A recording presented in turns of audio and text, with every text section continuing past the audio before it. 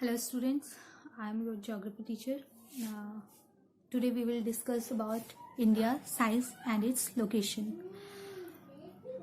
Our country is a vast country, as we all know, and if we want to study about this, we have to divide it into several parts. What is the history of India? We all know that it is a part of the ancient civilization, Indus Valley civilization. The sea route from Europe has been discovered in 1498 by Vasco da Gama. But before that, before 1498, ऐसा नहीं है कि हम लोगों का relation foreign countries के साथ नहीं था. इससे पहले भी आज से 6000 years ago, before 7000 years, ऐसा नहीं था कि उस समय पर हमारे रिलेशन दूसरी कंट्रीज के साथ नहीं थे. उस समय पर भी हमारे रिलेशन दूसरी कंट्रीज के साथ बहुत अच्छे थे. तो उस समय हमारे यहाँ से जो विदेशों में बेसिकली चीजें जाती थी उनमें बहुत सारे स्पाइसेस होते थे और बहुत सारे जो हमारे यहाँ के कपड़े बहुत अच्छे हुआ करते थे, कॉटन के कपड़े, जो कि बाहर में विदेशों में ऐसा माना जाता है कि जो आज भी जो मिस्र के पिरामिड में जो ममीज हैं उन पर जो सिल्क के कपड़े जिन कपड़ों में उन्हें लपेटा गया है, उनको फोल्ड किया गया है, वो हमारे यहाँ से ही वहाँ गए हैं. तो अब क्या है कि इतनी पुरानी हमारी सिविलाइजेशन है, तो हमें लोकेशन के बारे में जानना है. आज हम जो इंडिया की लोकेशन के बारे में स्टडी कर रहे हैं. तो किसी भी जगह के लोकेशन के बारे में जानने के लिए हम क्या करते हैं कि जो अर्थ को छोटे छोटे बहुत सारे पार्ट्स में डिवाइड करते हैं.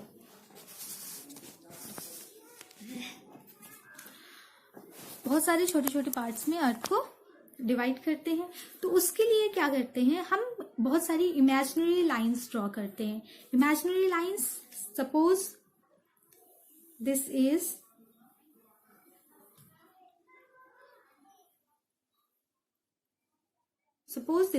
अर्थ. What the shape of the earth? Geoid, oblate spheroid, like orange. The original shape of the earth is geoid or oblate spheroid. तो किसी भी जगह की लोकेशन, किसी भी एरिया की लोकेशन जानने के लिए सबसे पहले हम क्या करते हैं, अर्थ को 2 equal पार्ट्स में डिवाइड करते हैं. कैसे? We all know that 0 degree latitude divides the earth into 2 equal part. 0 degree latitude is known as equator. और इक्वेटर है, and we know that what is why do we call 0 degree as 0 degree? Because it's sphere and every sphere is of 360 degree. 360 degree. और जब equal 2 spheres बनाते हैं तो एक sphere हमारा 180 degree का हो जाता है. मीन्स हम लोग डिग्री बना रहे हैं और ये जो मिडिल की लाइन होती है दिस इज 0 डिग्री. अब क्या है, अब हम देखते हैं, जब ग्लोब देखते हैं तो ग्लोब पर देखते हैं कि बहुत सारे लैटिट्यूड्स ड्रॉ किए हुए हैं, बहुत सारे लॉन्गिट्यूड्स होते हैं. लैटिट्यूड्स एंड लॉन्गिट्यूड्स क्या होते हैं, मीन्स बहुत सारी लाइन्स होती हैं इस तरह की. ये लाइन है, इस तरह की बहुत सारी लैटिट्यूड्स होते हैं, बहुत सारे लॉन्गिट्यूड्स होते हैं. ये होते क्या है बेसिकली? तो सबसे पहले हमें ये जानना होगा what are the latitudes. Latitudes are nothing but the angular distance of any point on the surface of the earth from the centre of the earth, है ना. जब हम अर्थ का शेप स्फेयर है, स्फेयर को 2 इक्वल पार्ट में, जो diameter होता है हमें पता है, जो डायमीटर है जो इक्वल बीचों बीच से गुजर रहा है सेंटर से क्रॉस करते हुए, वो 0 डिग्री का होता है. तो 0 डिग्री बिल्कुल सेंटर में जब स्फेयर के लेते हैं, वहां से हम क्या करते हैं, रेडियस से और ये एंगल बनाना शुरू करते हैं, है ना. और ये जो बिल्कुल ऊपर से नीचे, जब सेंटर से गुजरते हुए लाइन ऊपर से नीचे बनती है, तो ये हमारा 90 डिग्री का एंगल बनता है. ठीक है, मीन्स 90 डिग्री का एंगल बन रहा है, और ये 90 degree plus 90 degree 180 degree, 90 degree 270 degree, 90 degree 360 degree, means ये 360 डिग्री हमने ड्रॉ किया। इसी तरह से क्या करते हैं 23.5 डिग्री ड्रॉ करते हैं, इसी तरह से हम 66.5 डिग्री, इस तरह से 1 2 3 4 करते करते यहाँ पर 90 डिग्री तक आते हैं बेसिकली हम। ठीक है, तो ये जो हमने एक 23.5 डिग्री का जो एंगल बनाया है, वहां जब यहाँ पे बनाएंगे, क्योंकि शेप हमारा स्फेयर है, तो 23.5 डिग्री यहाँ पर भी बनेगा, समवेयर यहाँ भी बनेगा, यहाँ भी बनेगा, यहाँ भी बनेगा, बाहर अर्थ के बाहर वाले एरिया में भी बनेगा, यहाँ भी बनेगा, है ना। और क्या करते हैं हम इन्हीं पॉइंट्स को इस तरह से ऐसे मिला देते हैं, तो ये हमारा जो कहलाता हो जाता है 23.5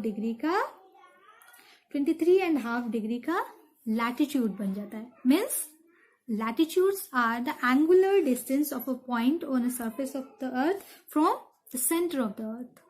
ठीक है, जिसे हम डिग्री में कैलकुलेट करते रहते हैं।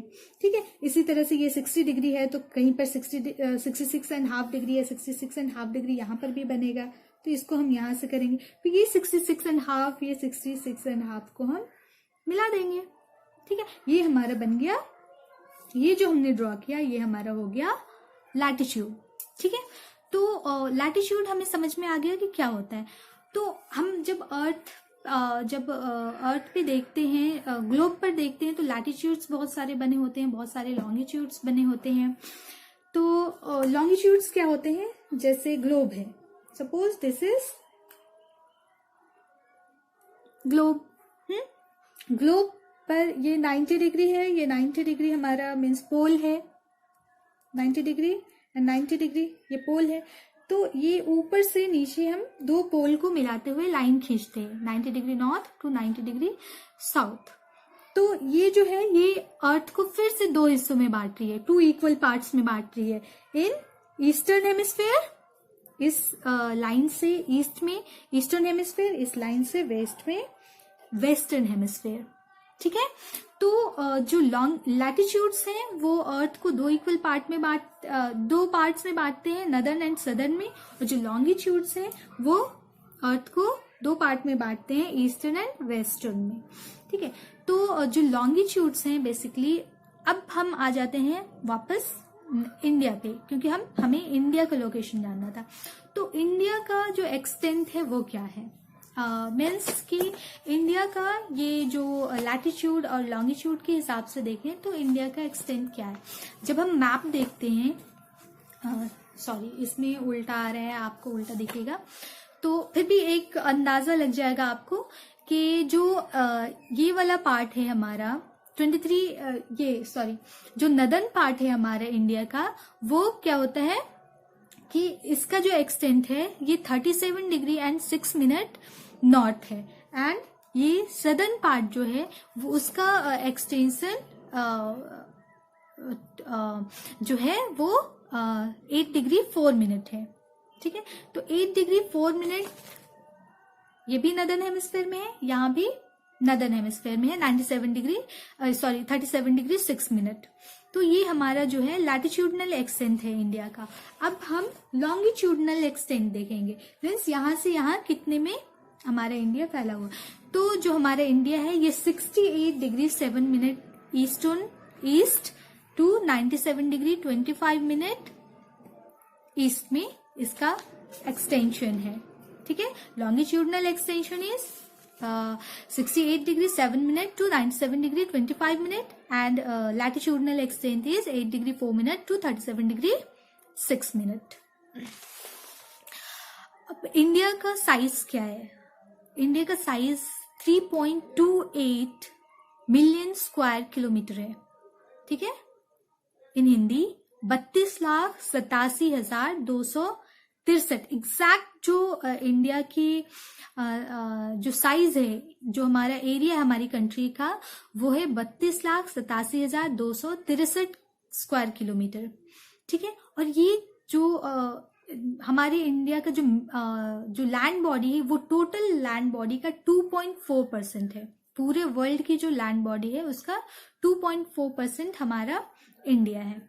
और as we all know that is the 7th largest country in the world. The first is Russia, Canada, USA, then China, then Brazil, then Australia, then our number of our countries comes, means we are at the 7th number. Land route की बात करें तो past में हमारे यहाँ पर जो लोग हमारे जो रिलेशन थे दूसरे कंट्रीज के साथ, वो कैसे थे कि हम नदन जो हमारा पार्ट है इंडिया का, वहां से हम एक दूसरी कंट्रीज को जाते थे। तो नदन पार्ट में तो हम जानते हैं कि इंडिया के नदन में हिमालयन रेंजेस हैं, तो हिमालयन रेंजेस के जो पासेस हैं उसके थ्रू हम लोग दूसरी कंट्री में जाते थे।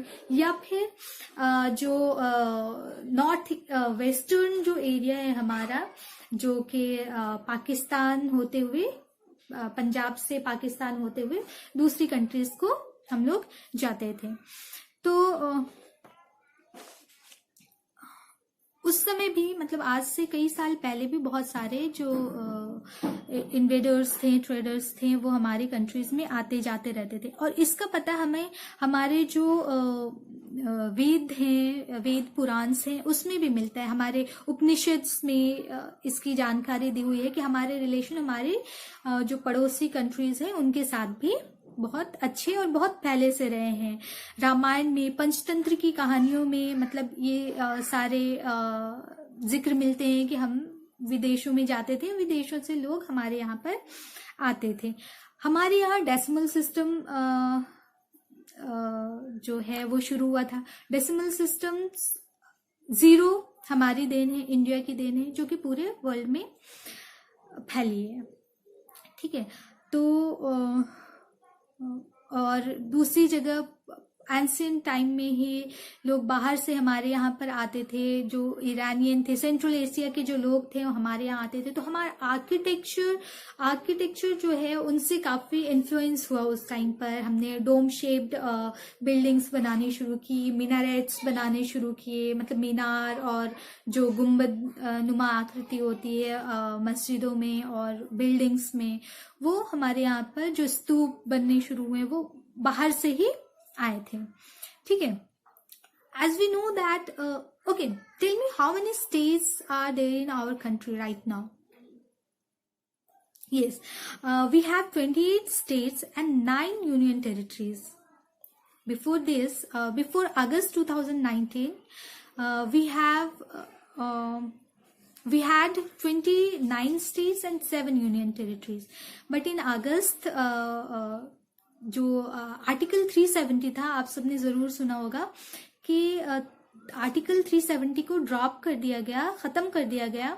और उसके बाद जो जम्मू एंड कश्मीर का जो रीजन था वो क्या हुआ कि उसको 2 यूनियन टेरिटरीज बना दी गई। जम्मू कश्मीर पहले स्टेट हुआ करता था, अब स्टेट को खत्म करके 2 यूनियन टेरिटरीज बनाई गई। तो 28 स्टेट्स हो गए, 7 यूनियन टेरिटरीज थी, प्लस 2 ऐड हो गई, 9 यूनियन टेरिटरीज हो गई। तो अब क्या है कि इंडिया के जो पड़ोसी देश हैं, जो वैसी कंट्रीज जो इंडिया के साथ अपना बॉर्डर शेयर करती हैं, उसके बारे में हम लोगों ने पहले भी पढ़ा है। आज मतलब लाइटली डिस्कस कर लेते हैं कि पाकिस्तान है जो इंडिया का जो लैंड बॉर्डर्स दोनों का कनेक्टेड है, पाकिस्तान है। फिर नॉर्थ में जो अफगानिस्तान है, चाइना है ना। अगर मैप पर देखें, सॉरी इसमें दिखेगा नहीं सही से, तो पाकिस्तान, अफगानिस्तान, चाइना, नेपाल, भूटान। फिर भूटान के बाद नंबर आता है जो म्यांमार है, उसके बाद फिर बांग्लादेश है ना। इन सब की जो बाउंड्री है वो हमारे लैंड बाउंड्री से कनेक्टेड है। बट 2 ऐसी कंट्रीज हैं जो कि हमारे कह सकते हैं कि नेबर आइलैंड्स हैं, है ना। बेसिकली आइलैंड्स हैं बट हमारे नेबर कंट्रीज में पहला श्रीलंका, जो कि एक नैरो चैनल से सेपरेट होता है हमारे इंडिया से। जो the narrow channel is known as Palk strait, है ना। पार्क स्ट्रेट के नाम से जाना जाता है। और जो